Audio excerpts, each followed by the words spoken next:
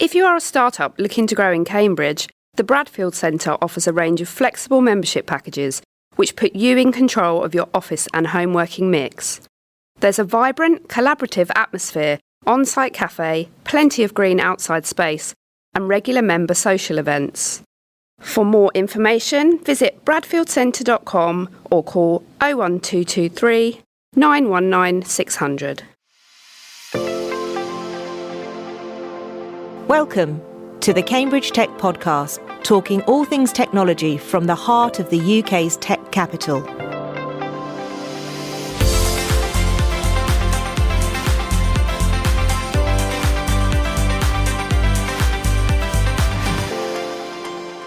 Here are your hosts, Faye Holland and James Parton.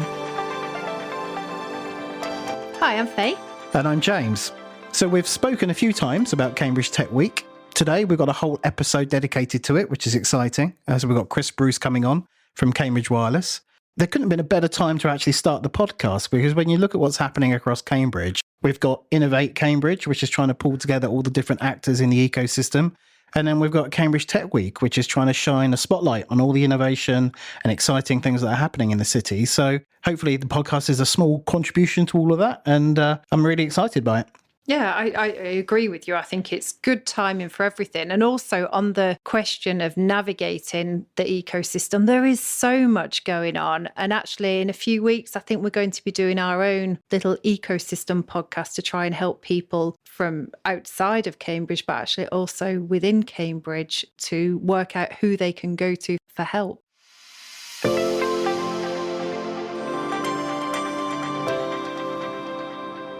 Hi, Chris. Thanks for joining us today. And we've actually had you on a couple of times already with some of the news items for the podcast, but this is all about you today. So welcome. Well, thank you very much for the invitation. I'm delighted to be here to talk about Cambridge Tech Week. Great to be on the pod. So why don't you just tell us very quickly what it is for those that aren't aware of the week? Okay, Cambridge Tech Week is a week of activities celebrating and showcasing the best of Cambridge Tech. Networking within Cambridge, but probably more importantly, showing what we're all about outside of Cambridge, whether that's across the rest of the UK or indeed internationally. So it's a great opportunity for everybody to get involved and make the most of it. And it's coming up quickly. The week is 8th to 12th of May, and there's a whole series of events, and we can go on to exactly what those are, but it's a whole week of activity. Interestingly, when we set the date of the week, we weren't to know that Monday would become a bank holiday for reasons you may all know around the coronation. We've got some ideas about some things that can take place on Monday when children and young adults will be not at school and college.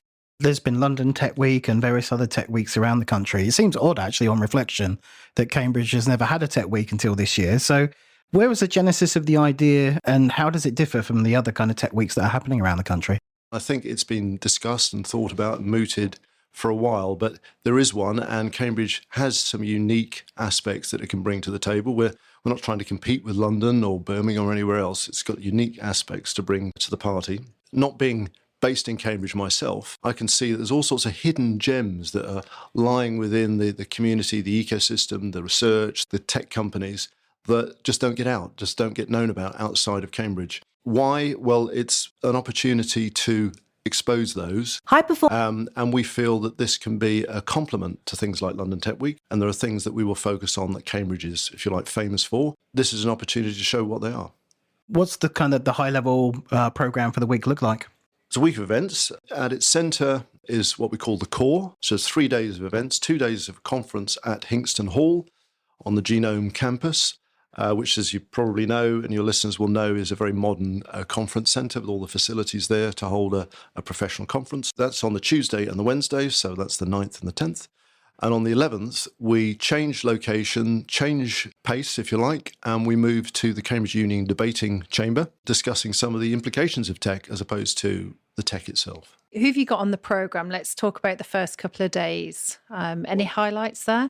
We've got some great speakers, a mixture of people representing very large corporations that have a big impact on tech and have done, right down to startups that are innovators right at the beginning of their innovation journey, to folks that have gone through that stage are now really growing and scaling their business and making an impact in the technology areas. On the first 2 days, we've got Patrick Pichette, who's until recently the chairman of Twitter, until Mr. Musk arrived. Previously, he was the CFO of Google, and he's now with Innova Capital. Howard Watson is now the group head of networks and security. We've got representatives from Google, Apple, Arm, and a number of other major corporates. But at the other end, we've got a whole area of innovation with startups who will be showing their wares. Some important areas of tech that we'll be covering. Frankly, Cambridge has got a right to speak about semiconductors, quantum, AI, wireless and mobility. And we've got the CEOs of companies like Riverlane and New Quantum who'll be talking about their experiences. Going to be a lineup of lots of guests that we've had on the podcast. I'm literally going down the list right now, and there's a lot of good names on that program. Like you say, it's a real mix from the big companies right through to the very early stage. Nice to see quite a few 21 to watch companies on there as well, and individuals. So that's great. And like you say, some really good topics like quantum, semiconductors is really in the press at the moment about what we're doing in the UK to bring a semiconductor industry back here. So I think they're really timely. If Cambridge hasn't got something to say about that, I don't know where else in the UK has. Going back to your question, James, this is somewhere where, Cambridge, I think, has got a right to speak and is different from other parts of the UK. We've got a number of technology topics that I've mentioned, but we've also want to address some sectors that's important to Cambridge in the area. Whether it's tech in health, whether it's clean tech, whether agri-tech. We won't be covering life sciences as such because that's a whole another conference, another week. Everything else to do with tech we'll be covering. And then importantly, a number of threads that we want to see flowing through the week from innovation, entrepreneurship, equality and diversity, what the workforce of the future will look like and what the work of the future will look like, and importantly, environment and sustainability. So we won't necessarily cover all of those threads with all of those technical topics in all of those sectors. But I hope that when we stand back, we'll say, actually, we've kind of covered all the key bases that Cambridge has got something to offer and a right to talk. I'm always a fan of the early stage companies. So you have Innovation Alley, which is an opportunity to showcase startups. Can you explain that in a little bit more detail? That's always my favourite as well, James. Within Hinxton Hall, if you know the venue, there's an auditorium in the centre of the venue, and there's an area between the auditorium and the refreshments networking area, which is a high footfall area. And there we've dedicated 10 pods for innovators to showcase their ware. We put out an alert for innovators to apply to be selected for those 20 spaces. So they'll have the chance to showcase their work, and then an august panel of experts will be selecting the runners-up and the winners of the inaugural Cambridge Tech Week Innovation Alley Award, which will be judged on, how innovative is the tech, how mature is the go-to-market thinking and planning of the startups or the early stage company, and what impact will this tech make, whether it's commercially or societal or in some other way. And I'm delighted that the winners will be announced during Tech Week, and there'll be some publicity around it. And I'm delighted that Tony Quested at Cambridge Business Weekly has said that they will feature the winner in advertising through the year, which is a very nice gesture of him. For anyone listening, is there any kind of criteria on, at what point they still qualify to be seen as a startup to come into the alley? Yeah, I'm afraid the applications are closed, and we're oversubscribed. So the first task of the panel, of which Faye is one of the members of that panel, is to select which will be the final 20 to be selected. Once we got to that, who are the runners-up and the winner. A healthy indicator of the vibrancy of the Cambridge startup scene, I guess, that you're oversubscribed. Yeah, well, I know from attending 21 to Watch, what were your statistics? Was it 1,500 entries for 21 to Watch down to over the last 21, 5 years, obviously? Yeah, it's a huge area for us here in Cambridge, so it should be really interesting to see who make the final 20. And obviously why we wanted to feature it front and centre of the week. And can we jump back to the core program? I love that you've moved from, you've got the 2 days at Hinxton, and then you're going to go to the debating chamber, which is like the oldest debating chamber in the UK. It's just an amazing building. It's worth going just to see the actual debating chamber.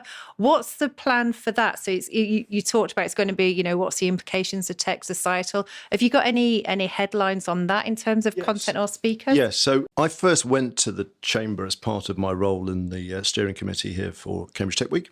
And I'd never been there before, and I thought, wow, this is so different. We have to embrace the venue and really make it uniquely Cambridge.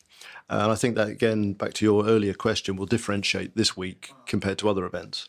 So it's a bit like the mini House of Commons, if anybody's not been there. So we're going to use the chamber. Now, you can't sit in a debate all day. That would just be too much. But so we've broken up the day. And in the morning, we're going to have more of a kind of BBC Question Time type approach, if you know the programme, where there'll be a small panel, a professional moderator who will then take questions, pre-submitted questions from the audience. And I'm delighted to say that we can now announce who that moderator will be, and it will be Krishnan Gurumurthy from Channel 4 News. I'm really excited about the fact that we've got him to agree to join us. He'll be moderating that in the morning, and we really want to make that very, very interactive session. And if you've watched Fiona Bruce and Dave Dimbley previously, they're very good at drawing out questions from the floor, as well as having a discussion amongst the panel. And then in the afternoon, we have a series of debates, topics to be defined and confirmed, and debaters, we're still discussing who they will be. But we have secured the moderator,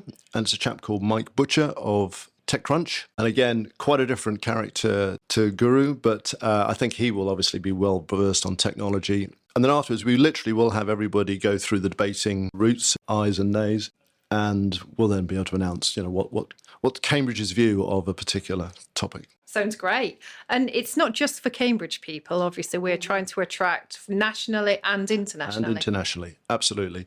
So we've just been talking about what we call core. Around that, we've got a program we call Connect, because we want to certainly connect people within Cambridge if they're not already connected, but more importantly, connect people nationally, collaborators, investors, government, academia, whatever it may be, but also internationally. And we have now announced our International Connect program. So if you go onto the website, if you are an international listener, there is a program that will allow you to sign up for the core conference, but also a number of dedicated programs. There's a networking event on one evening, and there is a dedicated day on the Friday in the Bradfield Centre, James, where we'll be introducing international partners to the ecosystem and companies that can help locate here, work here, collaborate here, and just get an insight as to the rich vibrancy of the ecosystem in Cambridge. And then there's also that concept of a fringe around the city in parallel to the main conference. And obviously, we're going to be running a few fringe events here, which is exciting. How do people get involved on the fringe side of things? Yes, well, that's the third C, conversations. These are a series of, you said, James, events, activities that will be organised by others, not organised by the Cambridge Tech Week committee, but very much encouraged by us. We are featuring them already on the website. It's from the 8th to the 12th, and it can be at any time. It's your choosing. Some of these events are free, some of them are chargeable, and you already see them being populated on the website. Delighted, James, that you're involved in a number of these already. I'm also really pleased that we're already seeing events being posted that are around the subject of getting people into tech. Then moving on a bit, we've already got some taster sessions. Influencer Tech Boot Camp, which is on the 11th of May. It's a whole day thing at the Mill Sci Tech Park, free of charge. So that sounds pretty good. And then, the other thing is sort of just genuine social networking. Mills and Reeve, one of our sponsors. Thank you very much, Mills and Reeve. We've got a networking event on the 10th, and the Tech Bio meetup is at Bruntwood Science Tech at Melbourne Science Park. So already we're seeing quite a wide range of activities. There's the core event, there's the Connect for delegations and missions, and then there's just more informal, more selective events that you can go to. And if you look at our website, take a look for yourself.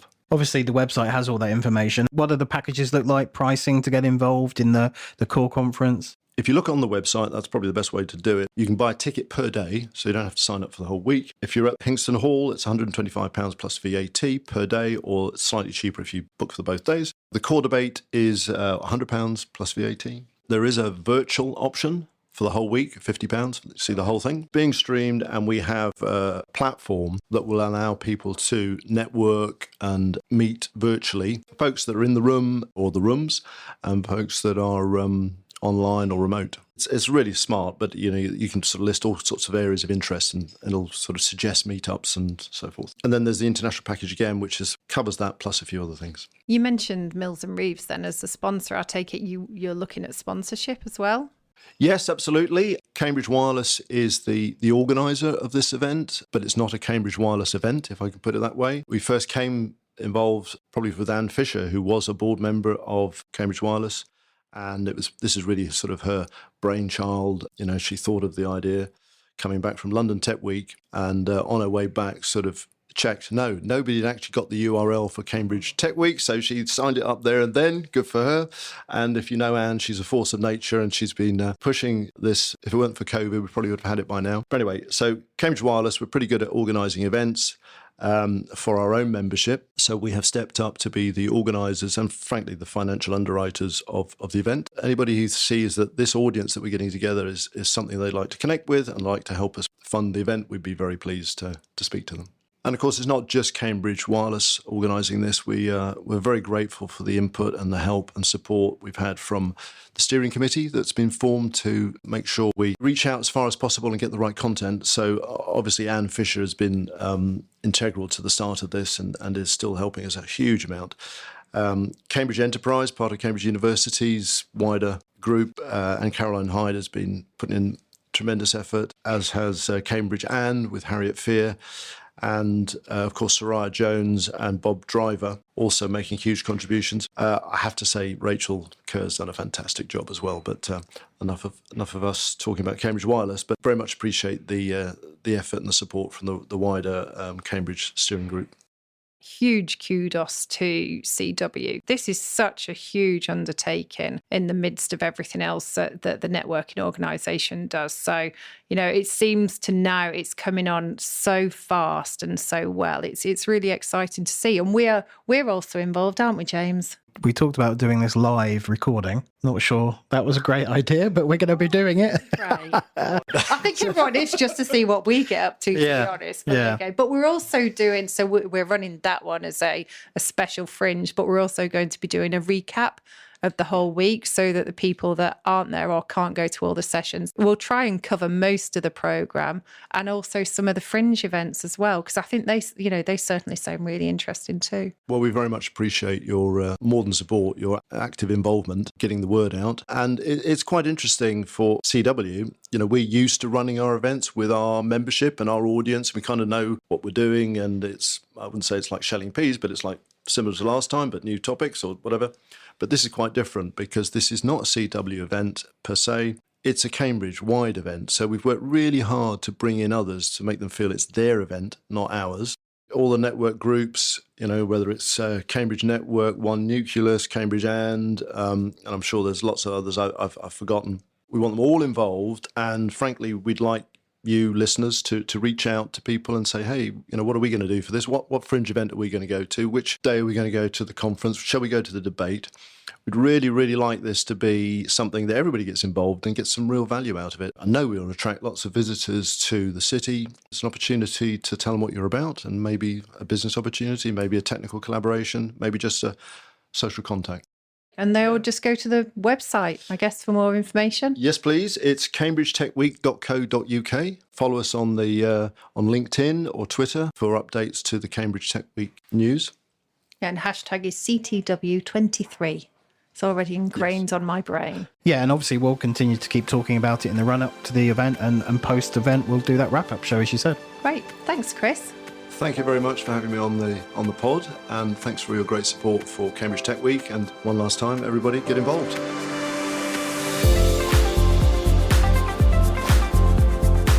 Today's show was produced by Carl Homer of Cambridge TV and supported by our media partner, Business Weekly. The Cambridge Tech Podcast is available on all major podcast platforms and on cambridgetechpodcast.com. If you've enjoyed this podcast, please give it a 5-star review. It will really help others discover the show.